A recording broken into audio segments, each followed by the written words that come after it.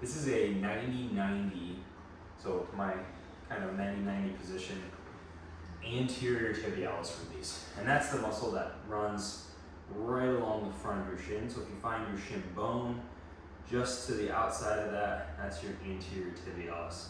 It comes down and it actually attaches pretty close to the plantar fascia area, the area where the classic plantar fasciitis is. So this sometimes is a contributing factor to that, but this is a muscle that has to work a lot when we run, walk, and just kind of stabilize the ankle and foot. So the goal here is to target this area. You need I like to use a softer ball, and then you can use another soft ball if this is too aggressive. But I have a lacrosse ball here that I like to do high. But you do want some sort of softer ball under your ankle because it's bone. Okay, so the peroneal release that we did in a different video, we're kind of more going directly on the side of the leg. On the anterior tibialis release, we're trying to actually move that ball forward a little bit right before it doesn't fall, it doesn't pop out from your ankle. And I'm just going to kind of go as high as I can towards the knee without being on the bone. Once I hit the bone, I've gone too far, just back off. And then we're just going to kind of sink there. I can lean into this to put more pressure, or I could come off of it to put less pressure, depending on the pressure that you'd like. So I'm going to lean into it a little bit, and I'm just going to point and flex my ankle. So I'm working on just sliding and gliding that tissue beneath that ball. And I'm just allowing it to sink into the ball as I do it. And I can kind of overpressure, I can let go.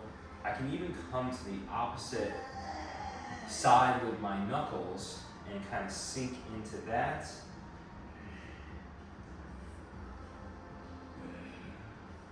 And then when I'm like, okay, I feel like I've completed a good spot there. I feel like the tissue quality has changed a little bit. Maybe the tenderness is a little bit less, or my ankle is moving a little bit easier. And then I'm just going to point and flex on the next spot. So again, I'm as far forward as I can be, because that means that I'm on anterior tibialis.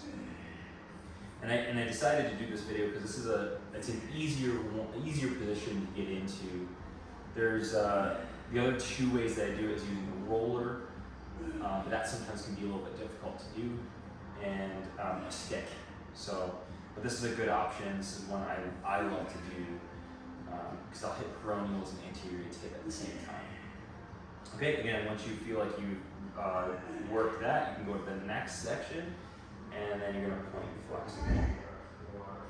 And again, you can sink into the inside of the shin here, and eventually we'll kind of hit the posterior tib. If you're sinking, I'm just taking my knuckles and sinking up the inside. So I'm just multitasking. I'm kind of sandwiching my leg, and I'm just pointing and flexing there. And then again, bring that ball down just a little bit.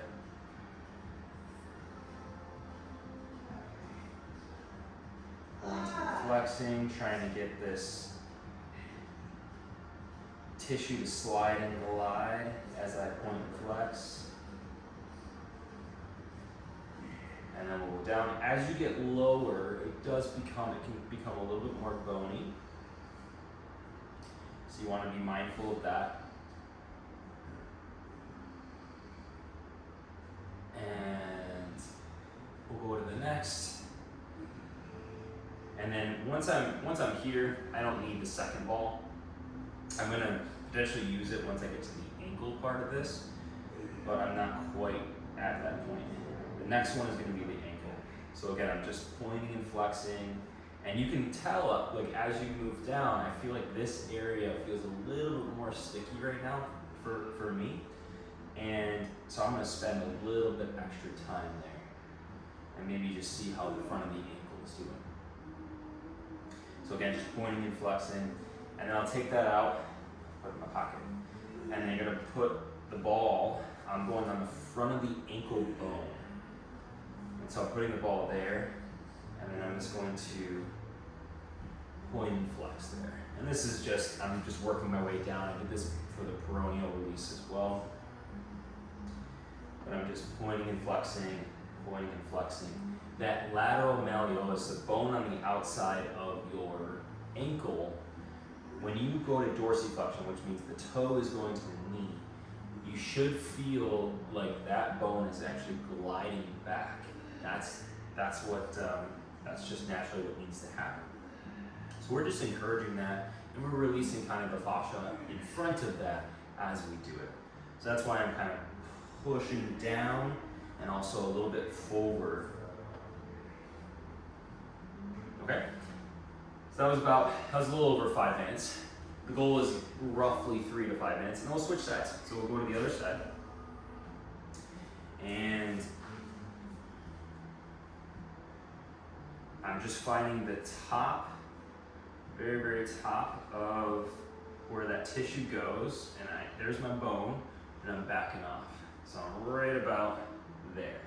Because again, I'm trying to be as far forward as I can be, as far towards the front of my shin as I can be without the ball popping out.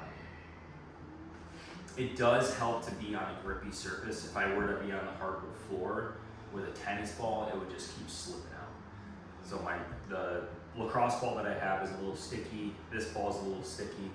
So it gives me some grip so I can really bring that ball a little bit more forward. So same thing, we're just pointing and flexing, kind of assessing, comparing sides and being like, I don't know why did my left side feel tighter than my right? Let's bring that ball down, and again, we'll just sink into that. We're pointing and flexing, pointing and flexing.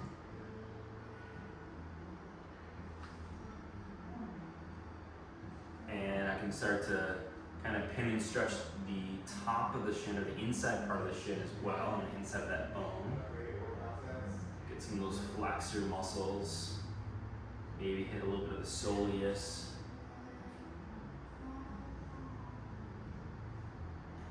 And then bring that ball down. Same idea. I'm sinking into it, pointing and flexing. And then I'm going to sandwich it.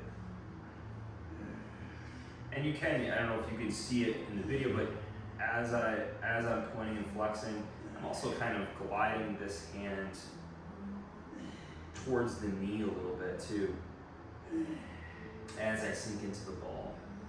It's not necessary, again, I like to stack the techniques because why not?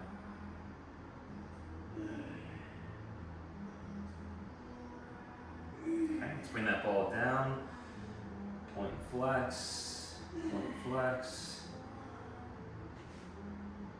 sinking into that tissue, and again, just noticing the quality of the tissue as you move down.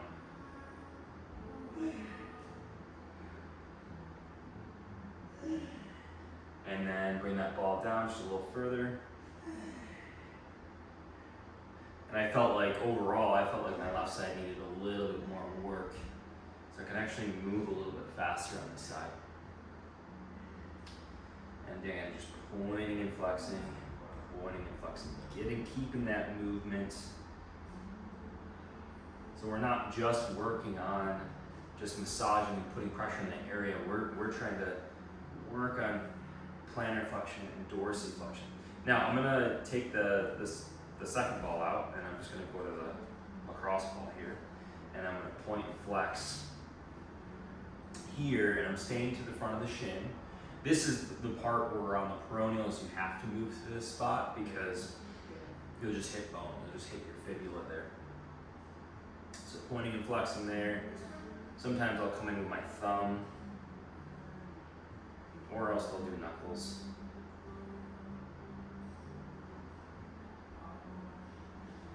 Okay, and then we'll take the soft ball, the softer ball, and that could be a tennis ball as well. And you're going to go to the front of the shin. So if you find your ankle bone, we're going right on the inside of that. And you're just going to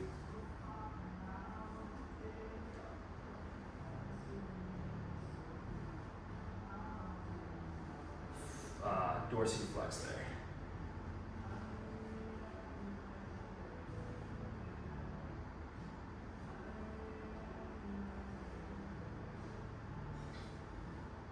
again, I'm just trying to glide that lateral malleolus, so that outside ankle back.